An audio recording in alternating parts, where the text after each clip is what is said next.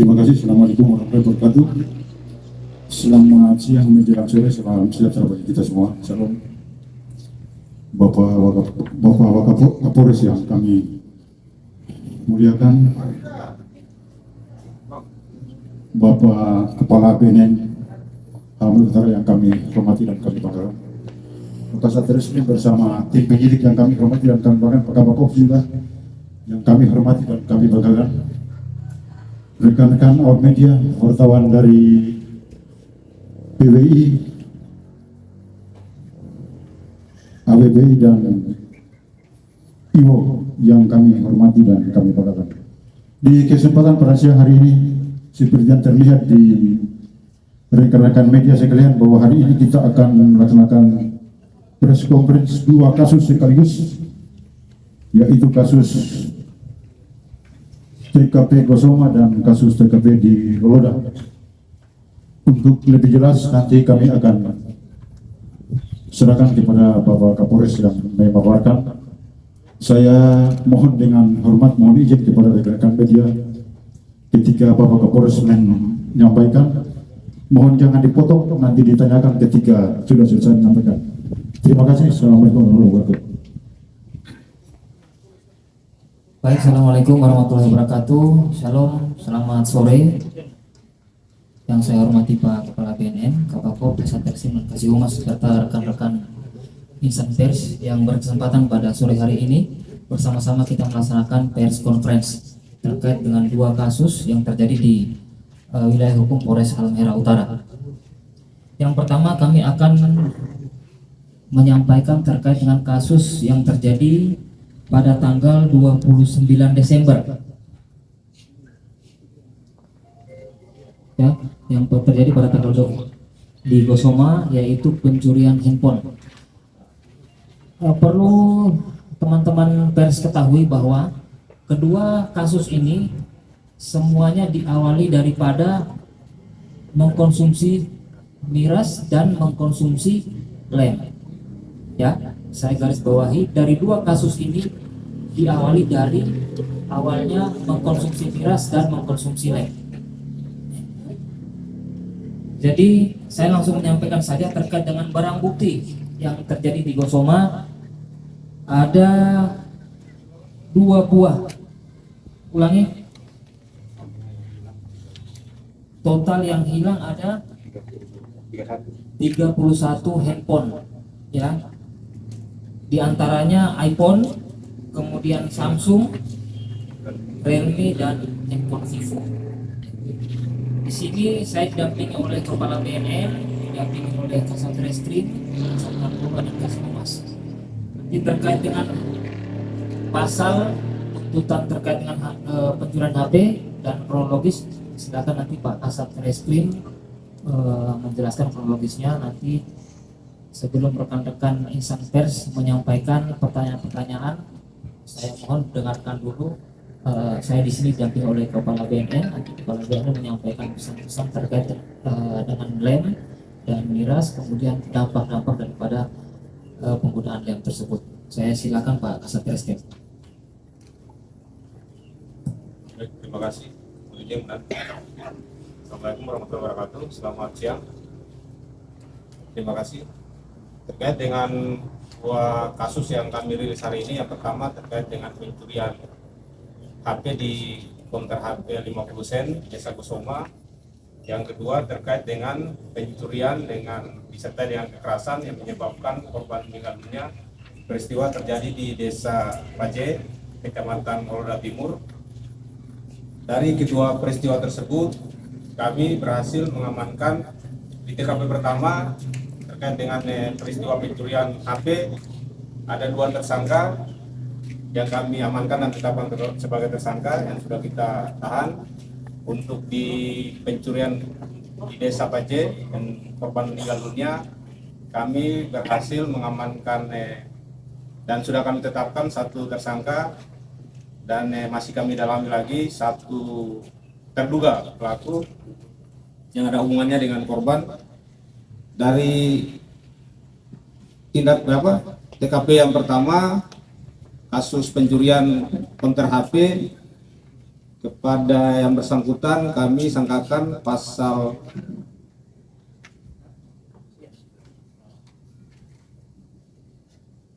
363 dan 362, dicontohkan dengan 56.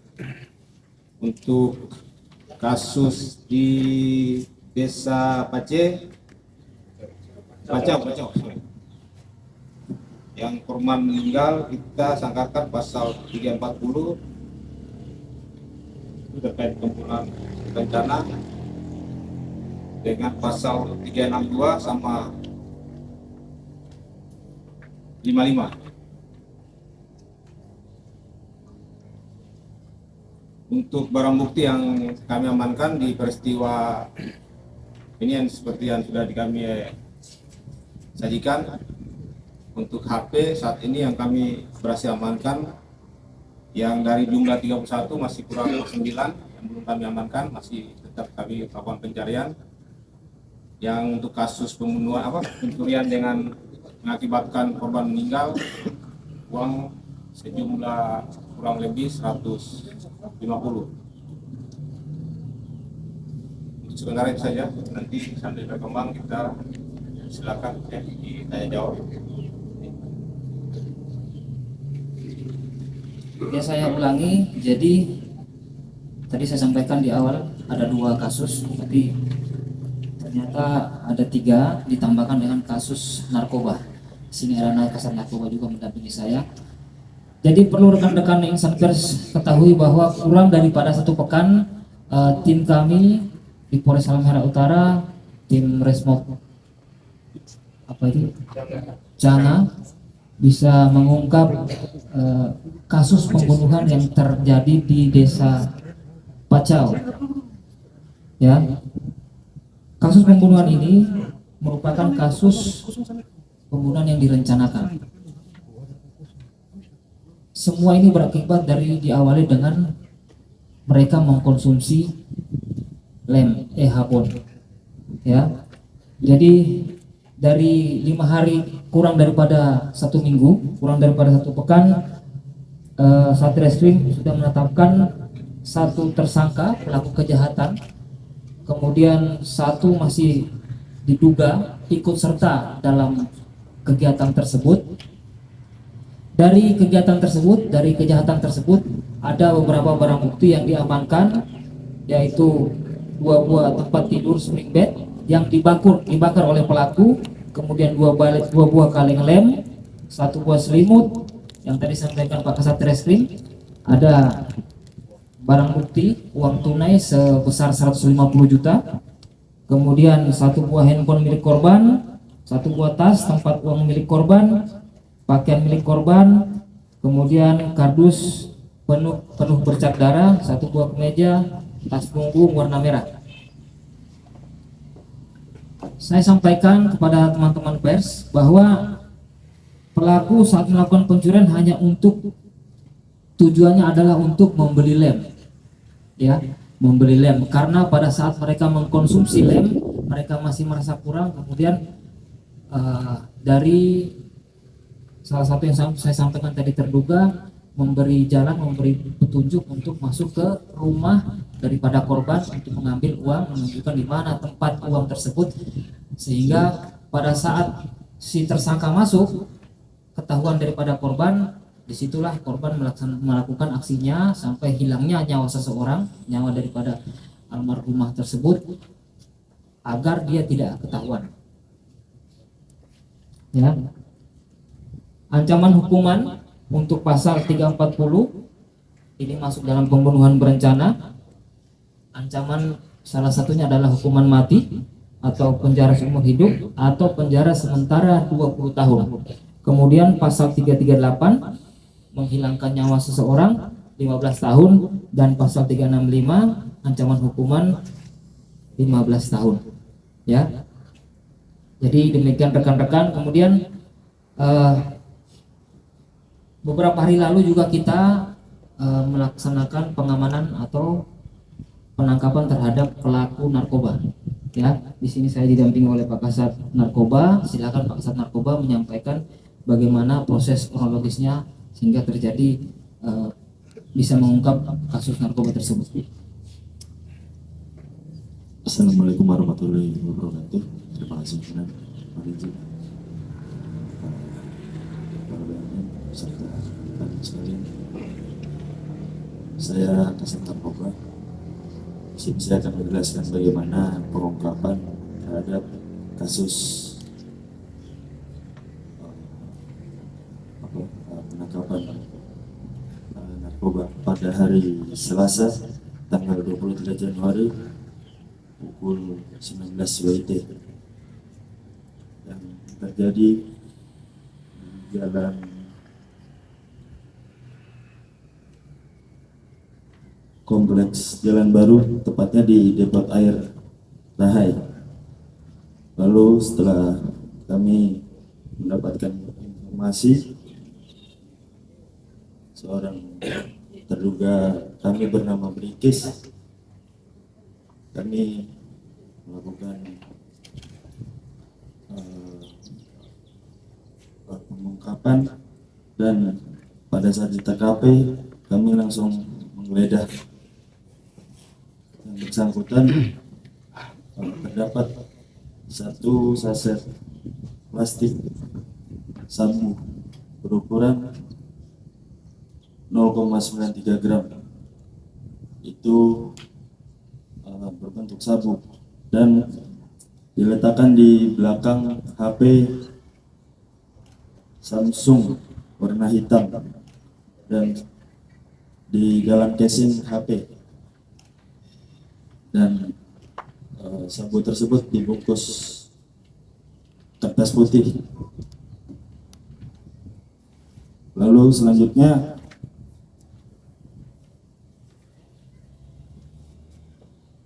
terkait pelanggaran yang dilakukan oleh Brikis, kita menetapkan pasal 112 ayat 1 dan pasal 127 ayat 1 UU nomor 35 tahun 2009. Untuk selanjutnya nanti bisa dalam sesi tanya jawab. Sekian. Baik rekan-rekan yang pers, jadi tujuan daripada kita laksanakan press conference adalah untuk dijadikan edukasi terhadap masyarakat. Dari beberapa kasus ini semua diawali dengan mengkonsumsi miras atau mengkonsumsi penyalahgunaan lem ehabon. Di sini saya didampingi oleh Pak Kepala BNN Tobelo.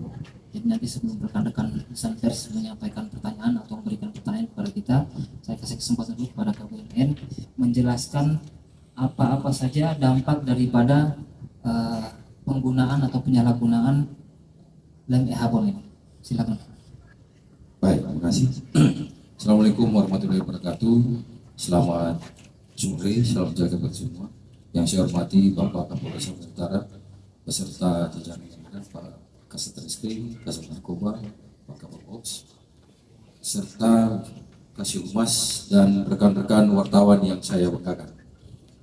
Pertama-tama saya ingin mengucapkan terima kasih atas undangan yang diberikan oleh Pak Kapolres berkaitan dengan kondisi yang terjadi di mana akibat penyalahgunaan lem, ya, termasuk miras narkoba yang ada, sudah sangat meresahkan yang terjadi, di mana beberapa kasus yang ditangani oleh Polres Sumatera Utara banyak dipicu atau disebabkan oleh karena para penyalahguna atau pecandu lem yang ada.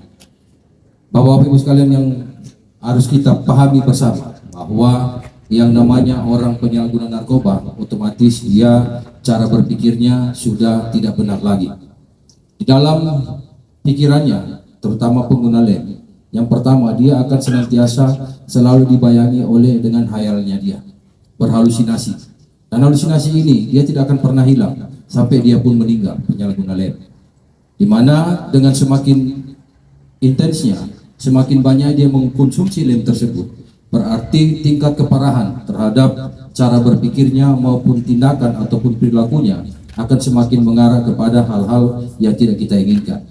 Seorang penyalahguna dia akan lebih cenderung kepada dia akan menyakiti dirinya ataupun menyakiti orang lain. Di mana karena ketergantungannya itu dia akan berusaha sedemikian rupa bagaimana caranya untuk memenuhi ketergantungannya itu, sampai pun dia mungkin melakukan seperti yang hari ini kita sama-sama mengikuti press release yang ada, bahwa salah satu kasus yang ada di mana sampai yang bersangkutan melakukan tindakan sampai menghilangkan nyawa orang lain, dan itu sudah direncanakan. Ini saya bisa melihat bahwa dari uang yang ada, di mana salah satu terduga bahwa di rumahnya, kebetulan anak angkat ya Pak Kapolres, itu dia tahu bahwa di rumahnya itu orang tua angkatnya punya uang di rumah tersebut, di mana tempatnya, sehingga dengan kondisi dia yang masih menggunakan lagi, dia berpikir lagi bahwa daripada kita susah-susah, mungkin malam ini orang tua saya sudah tidur, pada jam sekian biasa sudah tidur, orang boleh masuk. Dengan pikiran seperti itu dan terdesak dengan keinginannya untuk menggunakan, untuk memenuhi keinginannya untuk memperoleh efek dari penggunaan lem tersebut, sehingga dia tidak pernah berpikir lagi apapun resiko yang ada, dia harus jalan, dan dia tidak pernah berpikir untuk itu akibatnya, sehingga dia pun untuk mencapai itu apapun akan dilakukan seperti kita lihat hari ini. Oleh karena itu, lewat kesempatan ini mungkin juga harapan Pak Kapolres yang ada, bahwa mari kita sama-sama berkaitan ini untuk menjadi perhatian kita semua, bahwa lem ini termasuk miras yang ada sudah harus kita tangani secara bersama. Kita bekerja bersama-sama dan bekerja sama. Saya berharap juga teman-teman insan pers untuk mengangkat persoalan ini berkaitan dengan kondisi yang ada, sehingga keamanan, ketentraman, dan ketertiban yang ada di Halmahera Utara ini bisa tercipta. Karena memang lem ini sangat meresahkan. Kita sudah tahu banyak tempat yang harus kita awasi, yang kita harus lakukan. Di mana kami berharap juga dengan Pak Kapolres juga dalam hal ini kita untuk peranan bersama termasuk pemerintah daerah. Jadi tidak kita akan heran bahwa seorang pecandu narkoba itu akan melakukan tindak pidana. Dan memang arahnya dia akan ke sana. Seorang pengguna narkoba dia akan mengarah kepada hal yang kriminal untuk memenuhi ketergantungan dia terhadap narkoba itu sendiri. Mungkin saya bisa sampaikan nanti kalau ada berkembang berkaitan dengan pertanyaan teman-teman rekan-rekan wartawan, kami dipersilakan, kami akan menyampaikan. Terima kasih. Terima kasih Pak Kepala BNN. Jadi sedikit saya tambahkan agar bisa diketahui oleh publik dan teman-teman insan pers bisa mengetahui bahwa dari dua kejadian ini pencurian HP dan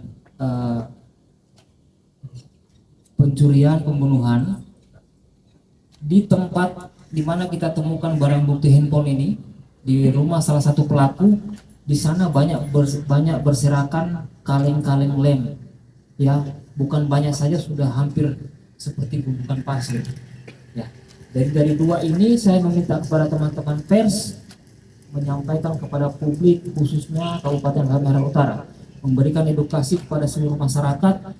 Memang kita sudah melaksanakan beberapa bulan lalu, tahun lalu, deklarasi dan sama-sama Pak Bupati mengeluarkan himbauan, ya, surat edaran terkait dengan larangan penjualan maupun penjualan secara bebas, penjualan tertentu kepada anak-anak atau penyalahguna daripada lem ini. Jadi saya mohon kepada teman-teman insan pers memberikan informasi, publikasi terkait edukasi penyalahgunaan lem.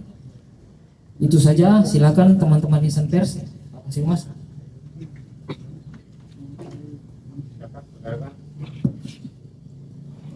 Rekan-rekan wartawan kalau mau bertanya kami persilakan. Dari fakta ini untuk yang pertama, untuk kasus narkoba tadi yang disebutkan cuma misalnya aja, tapi umur dari pelaku itu tidak disebutkan. Kemudian apakah pelaku ini pengedar atau pemakai. Kemudian soal kasus di pencurian maupun di Pacau tadi, untuk nama-nama PSK-nya Pak sama umur, itu aja. Baik, terima kasih. Terduga pelaku kasus narkoba ini bernama Muhammad Iksan Hadi alias Brikis, tempat dan tanggal lahir Gosoma 31 Januari 91, sudah berumur 33 tahun.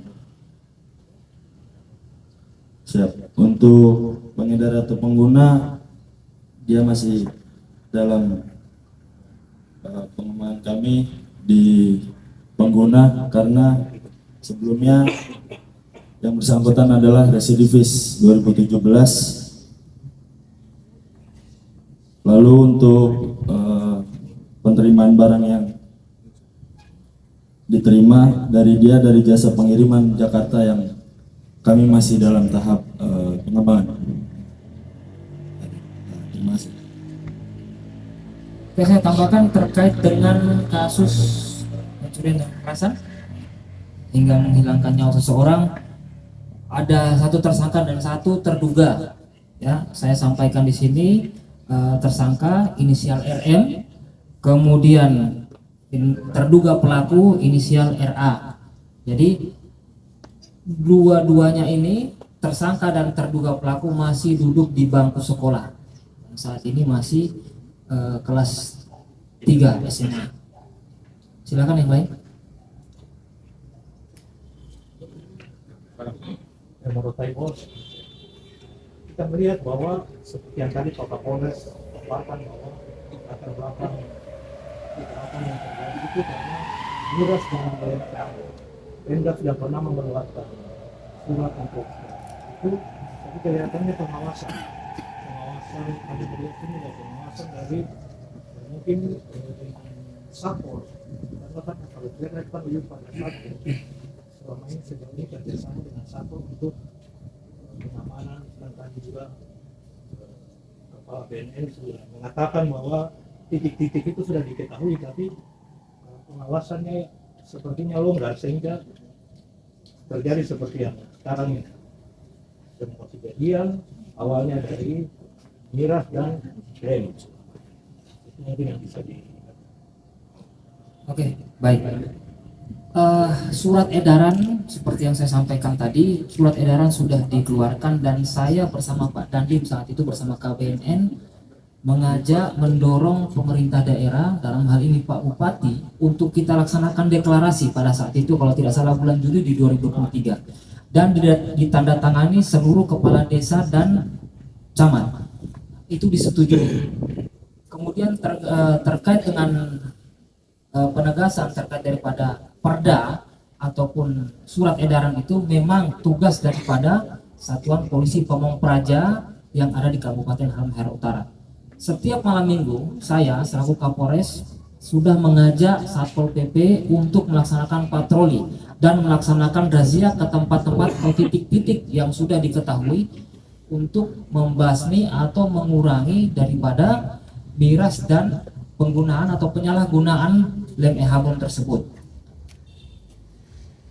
Itu kan kita laksanakan dalam 1 minggu 1 kali.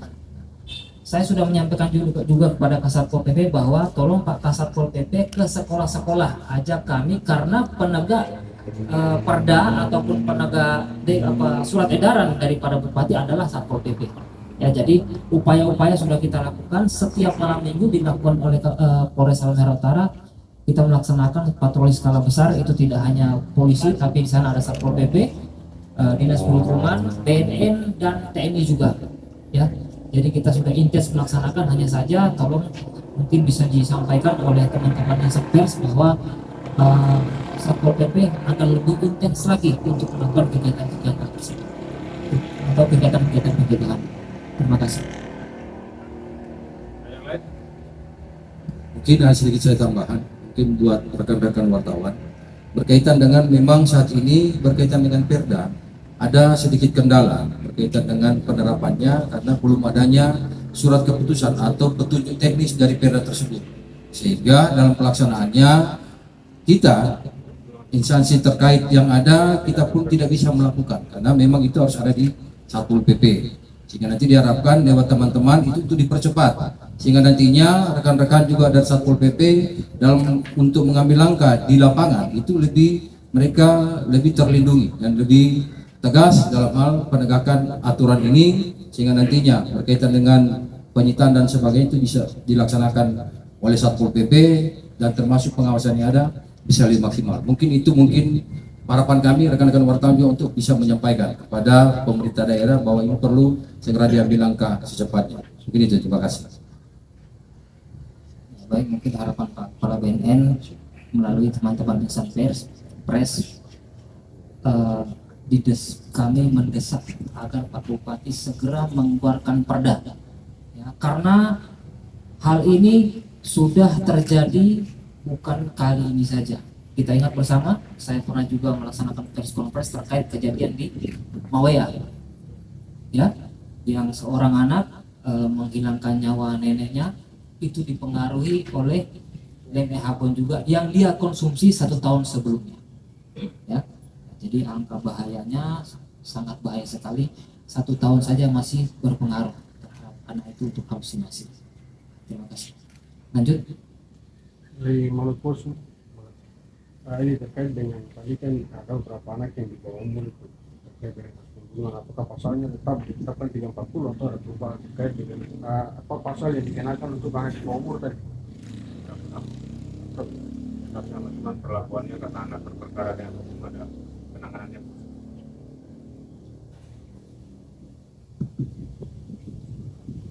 Ada yang lain?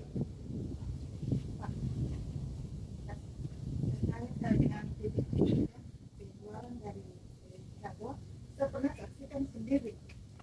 Jadi itu pernah saya sampaikan di salah satu grup, tapi kayaknya kurang respon. Pak Kabar saya mohon maaf, mungkin di grup Pak Kabar. Jadi untuk kedepannya semua libatkanlah. Ya, kalau saya tahu ya, mau libatkan saya. Saya tahu di beberapa toko yang memang pada saat itu kayaknya secara langsung antara si pembeli dan juga nyonya Uci dari toko itu pasti di sana terus ada anak-anak yang tuh sudah adanya transaksi.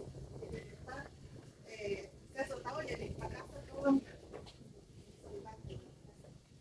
Baik, jadi untuk informasi itu, makanya saya sampaikan titik-titik yang kita tahu. Cuma kita terbatas berkaitan dengan kewenangan. Walaupun kita punya penyidik juga BNN juga dari pihak Polres juga, kita harus menghormati ada kewenangan yang lain dalam hal ini peraturan daerah yang mengatur. Dan itu barang yang sebenarnya tidak dilarang, tetapi kan disalahgunakan yang berbahaya sehingga diatur lewat perda yang ada. Karena itu berkaitan dengan kebutuhan daerah itu sendiri. Jadi memang kami pun sudah sering ini, tapi kami tidak bisa. Jangan sampai kami melakukan penangkapan, kami yang di pra-peradilan, kami yang masuk penjara nantinya itu. Ini yang menjadi perhatian kami, sehingga kami tidak salah dalam hal ini untuk mengambil langkah. Kami sudah berkali-kali menyampaikan. Karena saya sudah pernah beberapa kali pertemuan dengan Pak Kasat Pol PP mengenai persoalan ini, termasuk untuk bagaimana mempercepat langkah yang ada, termasuk konsolidasi di pemerintah daerah yang ada untuk penanganan ini. Mungkin itu, terima kasih. Saya tambahkan tadi pertanyaan dari Ibu tadi. Jadi sebatas kita polisi ini, Polri melaksanakan patroli untuk bagaimana kita memelihara Kamtipmas pencegahan. Baik, tadi Ibu sempat menyampaikan tolong libatkan kami, ya. Baru saja kemarin kita disosialisasikan, mungkin teman-teman insan pers juga tahu bahwa polisi punya program Quick Win. Nah, Quick Win itu sekarang sudah diganti dengan lebih mudah, namanya Beyond Trust. Beyond Trust yaitu kita mungkin dulu pernah ingat namanya Polmas, Pemulihan Masyarakat. Jadi mari silakan, kami tidak pernah menutup pintu. Mari datang, WA, nomor telepon saya juga laporkan. Mari kita sama-sama datang ke di mana titik-titik tadi yang diketahui untuk kita melaksanakan Harkamtipmas, pemeliharaan keamanan dan ketertiban masyarakat. Namun perlu digarisbawahi tadi apa yang disampaikan oleh Kepala BNN bahwa di sini adalah kewenangan daripada, karena tidak diatur dalam undang-undang, itu tidak dilarang, makanya harus dikeluarkan peraturan daerah, ya, yang dikeluarkan oleh Pak Bupati, sehingga lebih tegas lagi Satpol PP didampingi oleh kami pihak kepolisian dan BNN bisa melaksanakan penegakan terhadap penyalahgunaan daripada LMI Habon tersebut. Ada lagi? Cukup. Terakhir di luar konteksnya ya. Yang lagi sementara viral masih sampai 2 hari tadi viral lagi di media sosial. Ini Bapak Polres bisa memberikan 1-2 statement terkait upaya-upaya Polres untuk menangani mengenai persoalan ini sehingga membuat rasa aman dan nyaman bagi masyarakat saat komunikasi. Ya, baik. Memang informasi tersebut saya sudah dapatkan tadi pagi. Saya mendapat informasi itu terkait dengan ada informasi bahwa telah terjadi penjambretan yang dilakukan oleh sekelompok pemuda sehingga mengakibatkan perasaan resah terhadap masyarakat. Perlu saya sampaikan bahwa kami setiap malam, bukan awalnya seperti saya sampaikan tadi setiap malam minggu, tapi setiap malam kita melaksanakan patroli. Ya, kita melaksanakan patroli, baik itu dari Reskrim, Sabara, dari polsek-polsek kita melaksanakan patroli. Hanya saja tadi kami sampaikan bahwa Polri punya program baru yang namanya Biotrust. Kami melibatkan masyarakat sama-sama menjaga keamanan. Apabila ada informasi tersebut, tolong sampaikan kepada kami. Dan tidak menutup kemungkinan kita tidak bisa menjangkau seluruh daerah yang ada karena jumlah personil yang terbatas, dan kita tetap berusaha untuk melakukan patroli demi keamanan dan kenyamanan masyarakat. Jadi kepada teman-teman, kita tetap melaksanakan, saya atensi kasus tersebut karena kejadian ini baru kali ini selama saya menjabat di sini, baru kali ini ada informasi pelakuan jambret ya di wilayah Galela. Saya sudah perintahkan para kapolsek dan kapolsek tiap malam berpatroli. Yang mungkin saja para pelaku ini melihat di mana ada petugas, mereka tidak melakukan istilahnya kucing-kucingan. Makanya saya sampaikan, tolong diedukasi masyarakat bahwa mari kita sama-sama untuk menjaga Kamtibmas menjadi polisi bagi dirinya sendiri dan lingkungannya. Terima kasih.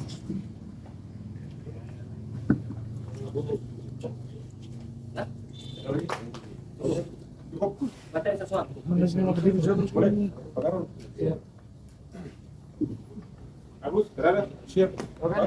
Sudah. Nyaman? Cukup. Jadi kan mungkin komunikasi dengan orang mungkin.